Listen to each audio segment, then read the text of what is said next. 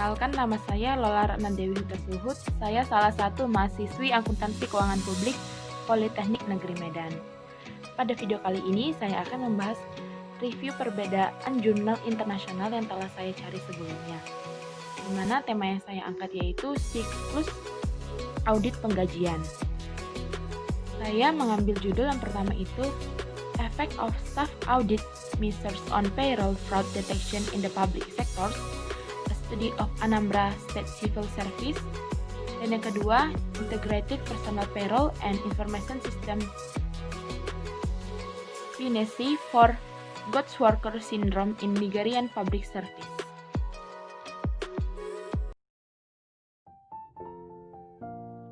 Pada bagian latar belakang jurnal yang pertama, membahas mengenai kecurangan penggajian adalah masalah yang serius apabila pemerintah tidak mempunyai prosedur yang baik dalam menangani hal tersebut. Kecurangan terjadi pada instansi layanan sipil negara yang dilakukan secara kerjasama dengan beberapa karyawan terkait. Untuk itu, penelitian ini bertujuan untuk memberikan solusi permasalahan dengan Bank Verification Number atau BVN. Pada jurnal kedua, latar belakangnya itu kecurangan penggajian yang terjadi pada pelayanan publik di Nigeria, yaitu menggaji pegawai fiktif. Hal ini membuat negara Nigeria termasuk dalam daftar kategori negara-negara dengan pemerintahan terkorup, sehingga membuat reputasi negara semakin buruk. Untuk itu, fokus penelitian ini berfokus pada transparansinya penggajian personalia dan sistem informasi pemerintah.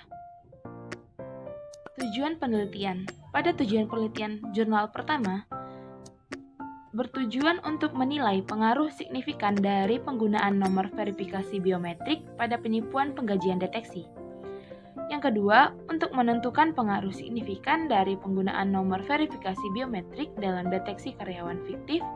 Yang ketiga, untuk menentukan apakah ada hubungan yang signifikan antara angka verifikasi biometrik dan pengalihan penggajian.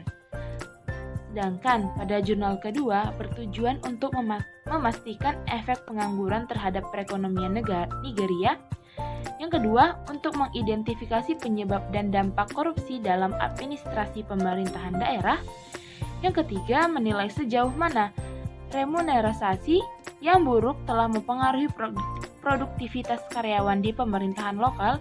Yang keempat, membuat rekomendasi suara yang akan menjamin karyawan termotivasi dan meningkatkan produktivitas di pemerintahan lokal Nigeria.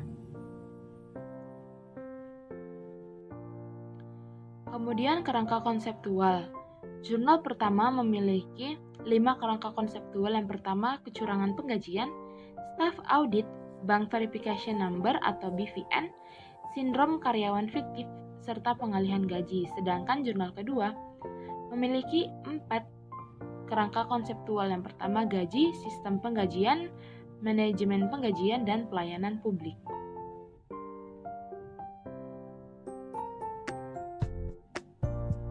Pada bagian metodologi, pada jurnal pertama, desain penelitian menggunakan desain survei dengan populasi semua staf di Kementerian Nigeria periode 2014 sampai 2019 di daerah Anambra.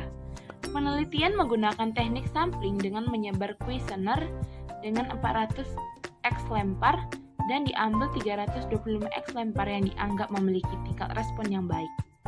Sedangkan analisis data dirumuskan menggunakan uji parity test menggunakan SPSS. Pada jurnal kedua, desain penelitian menggunakan desain survei karena fleksibilitas ekspositori.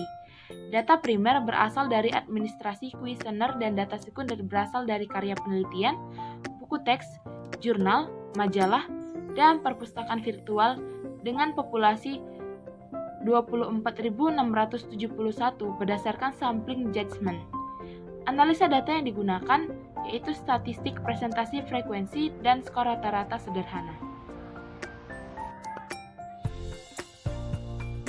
Kemudian pada kesimpulan, jurnal pertama mengambil kesimpulan terdapat hubungan signifikan antara nomor verifikasi biometrik atau BVN. Yang kedua, terdapat hubungan signifikan antara BVN dan penipuan penggajian. Sedangkan pada jurnal kedua, sindrom pekerja fiktif sangat dekat dalam pelayanan publik, namun tidak berpengaruh pada kinerja karyawan. akan tetapi memberikan ancaman pada perekonomian negara. Dari kedua jurnal internasional ini dapat saya ambil kesimpulan perbedaan di mana jurnal pertama lebih berfokus pada cara-cara yang efektif untuk mencegah adanya kecurangan karyawan pada sistem penggajian. Nah, sedangkan pada jurnal kedua lebih berfokus untuk melihat apa saja yang memiliki pengaruh terhadap kecurangan pada sistem penggajian karyawan, di mana ia menguji apakah pengendalian internal pemerintah ataupun dari karyawan itu sendiri yang mungkin mengakibatkan terjadinya kecurangan pada sistem penggajian karyawan.